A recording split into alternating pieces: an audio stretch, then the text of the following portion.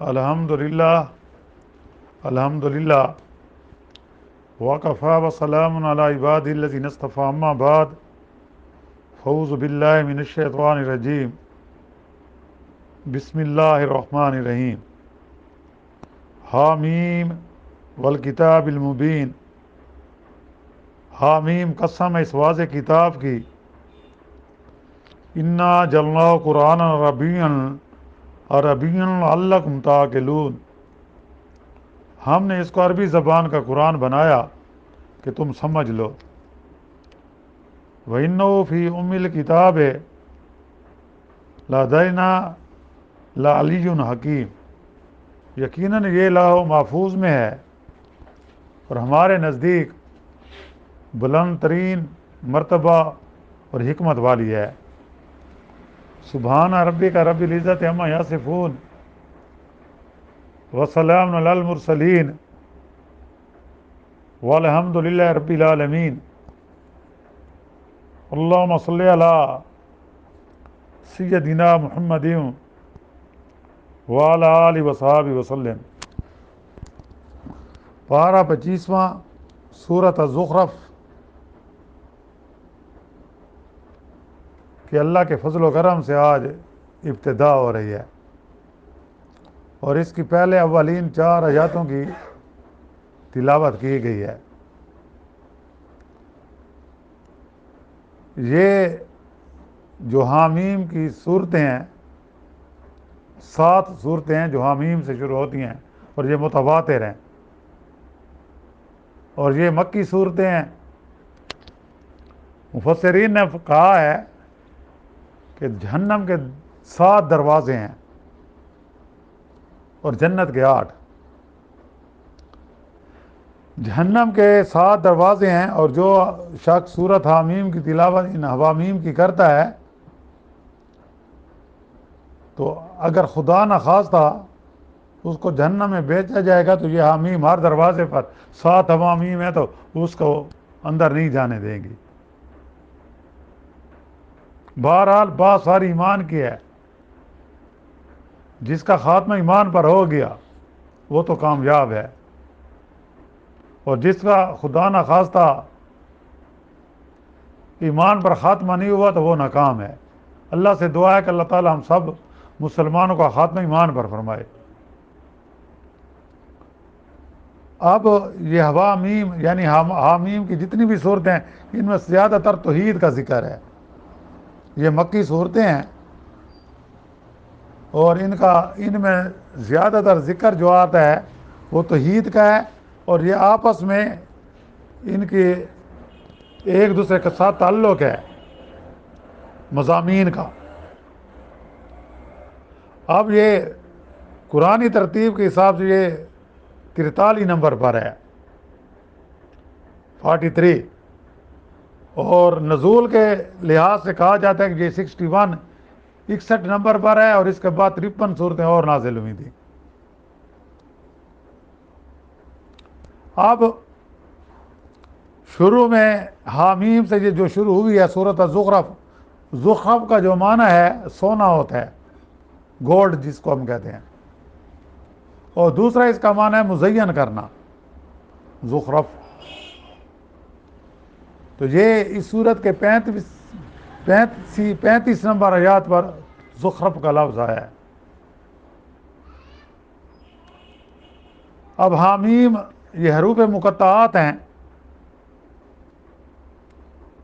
جن کا یہ اسرار الہی میں سے ہیں جن کے علم اللہ ہی کی ذات جانتی ہے. ہم نے ان کی تہ میں نہیں جانا جیسے الف لام میم ہے اس طرح یاسین ہے طٰہٰ ہے الف لام میم صاد اس طرح یہ حروف مقطعات ہیں اور یہ اسرار الہی میں سے ہے. بعض مفسرین نے کہا ہے کہ عرب میں یہ ان کا تکیہ کلام ہوتا تھا کہ جب کسی سے مخاطب ہوتے تھے یا تو قسم اٹھاتے تھے. قسم کا مطلب یہ ہوتا تھا ان کا یہ تکیہ کلام تھا کہ یہ بات صحیح ہے حق ہے اور اس طرح اللہ تعالیٰ نے بھی بعض صورتوں کی ابتدا قسم سے لی ہے کہ یہ حق ہے، اور قسم اللہ کے سوا کسی اور کی نہیں لی جا سکتی. اگر کسی نے اللہ کے سوا کسی اور کی قسم اٹھائی تو وہ شرک میں چلا گیا. قسم صرف اللہ کی ہوتی ہے. اور جہاں اللہ نے جو خود قسمیں اٹھائی ہیں اس میں تاکید ہے کہ یہ جو بات بیان کی جا رہی ہے حق ہے، اس میں تم نے شبہ نہیں کرنا. اب حامیم والکتاب المبین، کہ قسم ہے اس واضح کتاب کی، والکتاب المبین، اللہ قسم اٹھا کر کہہ رہے ہیں کہ خیال کرنا کہ اس میں شک و شبہ نہ کرنا، یہ اللہ کی طرح اللہ کا کلام ہے. واو جو ہے نا، واو عربی میں قسم کے معنی دیتی ہے. والکتاب قسم ہے کتاب کی، عربی میں وا اور کے معنی بھی آتا ہے، اینڈ کے معنی بھی آتا ہے، اور واو قسم کے معنی بھی، جیسے وضوا قسم ہے دین کی روشنی کی. تو یہاں قسم جو اللہ نے اس کتاب کی اٹھا رہے ہیں کہ یہ واضح کتاب ہے. والکتاب المبین، قسم ہے اس واضح کتاب کی، مبین مانا واضح، اس کی تعلیمات واضح ہیں. خیال کرنا اس کی تعلیمات میں شک و شبہ نہ کرنا، نہیں تو تمہارا ایمان ختم ہو جائے گا. اور یہ بھی خیال نہ کرنا کہ کہیں یہ ایسا کہو کہ یہ حضور اکرم صلی اللہ علیہ وسلم کا کلام ہے. نہیں، یہ اللہ کا کلام ہے جو اللہ نے ایک رسول کے ذریعے رسول پر نازل کیا. فرشتوں کو بھی رسول کہا جاتا ہے جو پیغام لانے والے ہوتے ہیں. جبرائیل علی، جبرائیل امین، یعنی کہ جبرائیل فرشتے جو فرشتوں کے سردار ہیں، اور اترا کس پر؟ جو انبیاء کے سردار ہیں. تو یہاں یہی ہے، یہاں اللہ تعالیٰ قسم اٹھا رہے ہیں. ادھر اللہ تعالیٰ کیا اٹھا رہے ہیں؟ قسم کے حامیم، قسم ہے اس واضح کتاب کی، یہ صراط مستقیم اسلام ہے. یہ ایک مکمل ضابطۂ حیات ہے جو ہمیں ہماری رہنمائی کرتا ہے کہ ہم نے زندگی کیسے گزارنی ہے، کامیاب لوگ کون ہیں، اور یہ صراط مستقیم پر ہمیں چلاتی ہے. اور دیکھیں پہلی سورت فاتح، اس میں ہر وقت اللہ نے ہمیں دعا سکھائی ہے. جب بھی نماز پڑھتے ہیں سورہ فاتح کے بغیر نماز بھی نہیں ہوتی. تو اس میں ہم کیا کہتے ہیں؟ اہدنا الصراط المستقیم، اے اللہ ہمیں سیدھا راستہ دکھا. اب سیدھا راستہ کن کا ہے؟ صراط الذین انعمت علیہم، سیدھا راستہ ان کا ہے جن پر اللہ نے انعام کیا. اللہ نے انعام کن پر کیا؟ انبیاء، صدیقین، شہداء اور صالحین. یہ چار اللہ نے کس میں بیان کیے ہیں؟ قرآن میں ہے. یعنی کہ اس کی تفسیر بھی اللہ نے قرآن میں بتا دیا آگے کہ سب سے بڑا درجہ انبیاء کا ہے کہ وہ اللہ کے چنے ہوئے ہیں، منتخب ہیں، معصوم ہیں. پھر صدیقین، یعنی جنہوں نے ان کی تصدیق کی، ان کی تعلیمات میں کوئی شک و شبہ نہیں کیا. اور پھر شہداء، جنہوں نے اللہ کے دین کے لیے اپنی جانیں کٹوا دی، اپنی جانیں قربان کر دیں. اور پھر صالحین، نیک لوگ جو انہی کے طریقے پر چلے، جنہوں نے انبیاء کا راستہ اختیار کیا، جنہوں نے صدیقین کا راستہ اختیار کیا، جنہوں نے شہداء کا راستہ اختیار کیا، صالحین نیک. اور حضرت یوسف علیہ السلام کی دعا بھی یہی تھی کہ اللہم فاطر السماوات والارض، اے زمین اور آسمان کے پیدا کرنے والے، انت ولی فی الدنیا والآخرہ، تو ہی ہمارا والی ہے، ہمارا دوست ہے، ہمارا مددگار ہے، اس دنیا میں بھی اور آخرت میں بھی. انت ولی فی الدنیا توفنی مسلما، اور مجھے جب موت دینا نا مسلمان بنا کر، توفانی مسلم والحقنی بالصالحین، اور جب مجھے اٹھانا قیامت کے دن صالحین لوگوں میں سے، نیک لوگوں میں سے. اللہ سے دعا ہے اللہ تعالی ہمیں بھی انہی گروہوں میں سے اٹھائے. تو یہ صراط مستقیم اسلام ہے، اور اس کی اضافت اللہ نے اپنی طرف فرمائی ہے. کہ جس سے اس راستے کی عظمت اور شان واضح ہوتی ہے، اور اس کا واحد رائے نجات ہونے کی طرف اشارہ ہے کہ اسلام پر چلو گے تو کامیاب ہو جاؤ گے، قرآن کو اپنا ضابطہ حیات بناؤ گے تو کامیاب ہو جائے گے، نبی کی بات مانو گے تو کامیاب ہو جاؤ گے، اور اگر اپنی مرضی پر چلو گے تو پھر تم ناکام ہو۔ پھر فرمایا انا جلناؤ قرآنً عربیہ، انا جلناؤ قرآن عربیہ، ہم نے اس قرآن کو عربی میں نازل کیا، ہم نے اس قرآن کو عربی زبان میں بنایا۔ کیوں بنایا؟ یعنی اس لیے بنایا کہ آپ کے اولین مخاطبین عرب تھے، لعلکم تعقلون، تاکہ تم سمجھ لو۔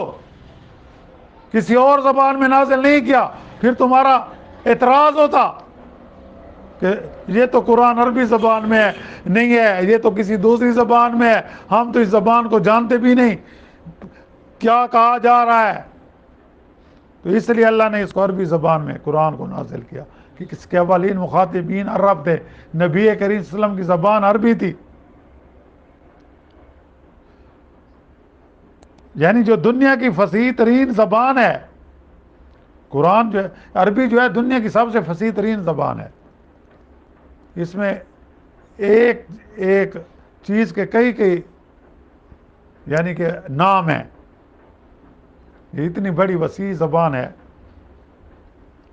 اور دوسرے یہ ایک تو فصیح ترین زبان ہے، اور دوسرا نبی کریم صلی اللہ علیہ وسلم کی زبان ہے، آپ صلی اللہ علیہ وسلم کے اولین مخاطب عرب تھے، تو اس لیے اللہ نے اس قرآن کو عربی زبان میں اتارا تاکہ وہ آسانی سے سمجھ جائیں اگر سمجھنا چاہیں، اور جنہوں نے سمجھا وہ آپ پر ایمان لے آئے، اور جنہوں نے نہیں سمجھا انہوں نے آپ کی مخالفت کی ہر قدم پر۔ اور پھر اللہ نے کیا کہا، وَإِنَّهُ فِي أُمِّ الْكِتَابِ لَدَيْنَا لَعَلِيٌّ حَكِيمٌ، کہ یقیناً یہ لوح محفوظ میں ہے، یعنی لوح محفوظ میں بھی یہ ایسے ہے، اس میں کوئی رد و بدل نہیں کر سکتا، کیونکہ اس کی حفاظت کا ذمہ میرے اللہ نے لیا ہے۔ اور اللہ فرماتے ہیں لدینا، ہمارے نزدیک، لعلی حکیم، یہ بڑے مرتبہ والی کتاب ہے اور بڑی حکمت والی کتاب ہے، اس کا بہت اعلیٰ مقام ہے۔ خیال کرنا، اس کے بارے میں شک و شبہ کا اظہار نہیں کرنا۔ جس نے یہ کہا کہ یہ قرآن مجید اصلی حالت میں نہیں ہے، اس کا ایمان ختم، گویا وہ اللہ کی تکذیب کر رہا ہے، کیونکہ اللہ نے خود کہا نا انا نحن نزلنا الذکر وانا لہ لحافظون، کہ ہم نے یہ ذکر قرآن مجید نازل اور ہم اس کی حفاظت کریں گے۔ اس کا مطلب اللہ اتنا بے باس ہے کہ وہ اپنے قرآن مجید کی حفاظت نہیں کر سکتے۔ لوگوں نے اس میں تعریف کر لی، ایک منٹ سوچنے کی بات ہے۔ اور جن کا اس قرآن مجید کے بارے میں یہ عقیدہ ہے کہ اس میں تعریف ہوئی ہے، صحابہ کرام نے اس میں آیاتیں نکالی ہیں، ان کا ایمان نہیں ہے، وہ ایمان والے نہیں ہو سکتے، جتنا بھی زور لگائیں مسلمان ہونے کا۔ اور اس میں قرآن کریم کی عظمت و شرف کا بیان ہے جو ملأ اعلیٰ میں سے حاصل ہے، اور تاکہ اہل زمین بھی اس کے شرف و عظمت کو ملحوظ رکھتے ہوئے اس کو قرار واقعی اہمیت دیں، اور اس سے ہدایت کا وہ مقصد حاصل کریں جس مقصد کے لیے اللہ نے اس دنیا میں اتارا ہے۔ اب قیامت تک کوئی نہ نبی آئے گا، نہ کوئی نئی کتاب آئے گی، نہ اللہ کی طرف سے کوئی نئے احکام نازل ہوں گے، اس لیے اس کو ام الکتاب فرمایا گیا۔ ام الکتاب، ام الکتاب سے یہاں مراد لوح محفوظ ہے، کہ لوح محفوظ میں بھی یہ اسی طرح ہے، اصل کتاب ہے، اور اسی میں انسانیت کی کامیابی ہے۔ اگر آپ کامیابی چاہتے ہیں تو قرآن کو سمجھو، اس کی تعلیمات پر عمل کرو، تب ہم کامیاب۔ آج ہم کیوں ذلیل و خوار ہیں کہ ہم نے قرآن مجید کو بس تبرک کے لیے رکھا ہوا ہے، کوئی مر جائے اس کے ثواب کے لیے، کوئی نئی عمارت کا افتتاح ہو اس کے ثواب کے لیے، کوئی مصیبت ہے ختم قرآن کر، لیکن یہ نہیں قرآن کہتا کیا ہے. ہمیں بعض علماء اللہ ان کو ہدایت دے، وہ کیا کہتے ہیں، عام آدمی قرآن مجید کا ترجمہ نہ پڑھے. بھئی اگر ہم تم سے پڑھیں گے تو تم تو ہمیں فرقہ واریت میں کہہ دو گے، تم تو ایسی تفسیر ہمیں بتاؤ گے ہمارا دماغ بھی خراب کر دو گے. اس لیے علماء نے امت کی بہتری کے لیے قرآن مجید کے ترجمے کیے تاکہ لوگ خود سمجھیں، ترجمہ پڑھیں. ہاں کسی بات کی سمجھ نہ آئے تو پھر جس عالم پر اس کا اعتقاد اس سے پوچھ لے. قرآن پڑھنے سے اس کا عقیدہ درست ہو جائے گا، قرآن پڑھنے سے وہ مواحد بن جائے گا. اللہ سے دعا ہے کہ اللہ تعالیٰ ہمیں قرآن مجید کی صحیح سمجھ عطا فرمائے، ہماری کمی پیشیوں کو معاف فرمائے، ہمارے سب کے صغیرہ کبیرہ گناہ معاف فرمائے اور آئندہ اپنی حفاظت میں رکھے. اور جو مسلمان اس دنیا سے رخصت ہو گئے ہیں اللہ تعالیٰ سب کی مغفرت فرمائے اور ان کو جنت میں اعلیٰ مقام عطا فرمائے. جو بیمار ہیں، روحانی طور پر ہیں، جسمانی طور پر ہیں، اللہ تعالیٰ سب کو صحت کاملہ عطا فرمائے اور ایمان کے ساتھ زندہ رکھے. اور اللہ تعالیٰ ہم سب مسلمانوں کا خاتمہ بھی ایمان پر فرمائے. وآخر دعوانا الحمدللہ رب العالمین. ربنا آتنا فی الدنیا حسنۃ وفی الآخرۃ حسنۃ وقنا عذاب النار. صلی اللہ تعالیٰ علی خیر خلق محمد وآلہ وصحبہ اجمعین برحمتک. السلام علیکم ورحمۃ اللہ وبرکاتہ. تعلیم دین کورس بعد از نباہ مغرب ہر عمر کے افراد کے لیے اس موقع سے فائدہ اٹھائیں، خصوصاً طلباء کے لیے جو کالج کے طلباء ہیں یا میٹرک کے طلباء ہیں. اس میں آپ کا اپنا فائدہ ہے. ایڈریس دیا گیا ہے، اس کو پڑھ لیں اور جوائن کریں. 3 کتاب جو مفت دیے جائیں گے، بالکل مفت کورس اپنی آخرت بنانے کے لیے. السلام علیکم ورحمۃ اللہ وبرکاتہ. Please subscribe my channel and like for more videos. السلام علیکم.